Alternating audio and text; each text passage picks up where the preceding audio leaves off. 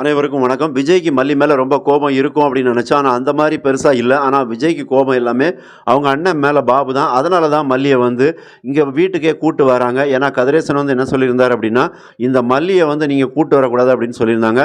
அப்போ விஜய் என்ன ஒரு முடிவு எடுத்திருக்கிறாரு அப்படின்னா, இனி வந்து மல்லி உங்க அண்ணனையோ, அண்ணியோ பார்க்க போக்கூடாது அப்படிங்கிற ஒரு முடிவ வந்து மல்லிகிட்ட சொல்லியிருப்பாங்க.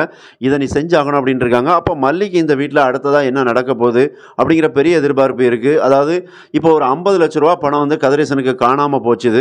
அவங்க வீட்ல பீரோல வச்சிருந்த பணத்த வந்து திடீர்னு பார்க்குறாரு காணோம். அப்ப இந்த விஷயத்த தான் வந்து விஜய் கிட்ட சொல்லியிருப்பாங்க. உங்களோட போலீஸ் ஃப்ரெண்ட வச்சு இத கொஞ்சம் விசாரிங்க. ஏன்னா நேரடியா போலீஸ் கம்ப்ளைண்ட்டோ எதுவுமே குடுக்க முடியாது. அது வந்து இவங்க வந்து உழைச்சு சம்பாதிச்ச பணம் கிடையாது. பிளாக் மணி அப்படிங்கிறாங்க. அப்ப அந்த விஷயத்தினால அவரால நேரடியா போலீஸ்க்கு போ முடியல. அப்போ விஜயோட ஃப்ரெண்ட் வந்து நேரடியா வீட்டிலேயே வந்து விசாரிப்பாங்க அப்படிங்கிறது தெரியுது. அப்ப இதில வந்து ரேணுகாவுக்கு கொஞ்சம் பக்குன்னு தான் இருக்கும். ஏன்னா ரேணுகா வந்து பழைய ஒரு கிரிமினல் அப்படிங்கிற ரேஞ்சுக்கு தான் இருக்கிறாங்க. ஏன்னா முன்னாடியே அந்த ரெஸ்டாரண்ட்ல வச்சு அ இவங்க ஒரு டுபாக்கூர் போலீஸ கூட்டு போயிருப்பாங்க. அதாவது மனோகரும் மல்லியும் சேர்ந்து. அப்ப நீ சுடர் தானன்னு அந்த இன்ஸ்பெக்டர் கேட்கும்போதே அவங்களுக்கு தூக்கி வாரி போட்டுரும். அதனால பின்னங்கால் பிடரில் அடிக்க பாத்ரூம் வழியா தப்பிச்சு ஓடுவாங்க. அப்ப இந்த வீட்டுக்கு ஒரு போலீஸ் வருது அப்படின்னாலே அங்க ரேணுகாவுக்கு பக்குன்னு தான் ஆகும்.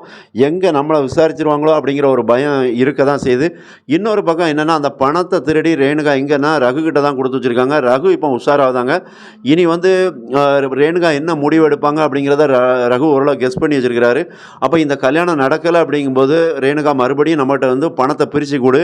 நான் வந்து அப்படியே ஆந்திராவுக்கே போயிருந்தேன் அப்படின்னு தான் சொல்லுவாங்க அப்படின்னு ரகு யூகிச்சுக்கிட்டு அந்த பணத்த வந்து வேற ஒரு அக்கவுண்ட்டுக்கு ட்ரான்ஸ்ஃபர் பண்ணு அப்படின்னு சொல்றாங்க.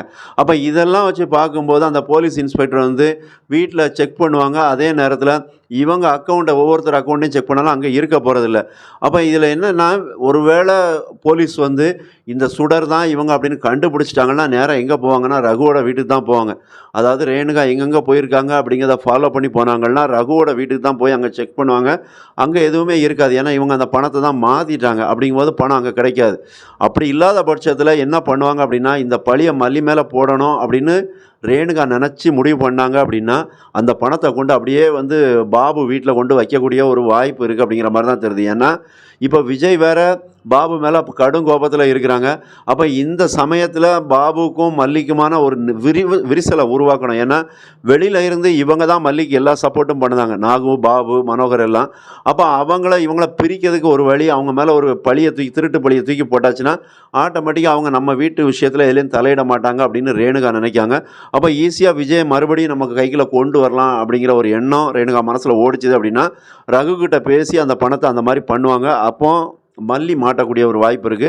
அப்படி மல்லி மாட்டாத பட்சத்தில, மல்லி மேல பழி வராத பட்சத்தில, அவங்க அண்ணன் பாபு மேலேயே அவங்க பழிய போடலாம் அப்படிங்கிற மாரி தெரியுது. எது எப்படியா இருந்தாலும், இப்ப ரேணுகாவோட ஆட்டம் கொஞ்சம் அதிகமா தான் இருக்கு. ஏன்னா, அவங்க அந்த திருமண மேடையிலே பார்த்தோம்.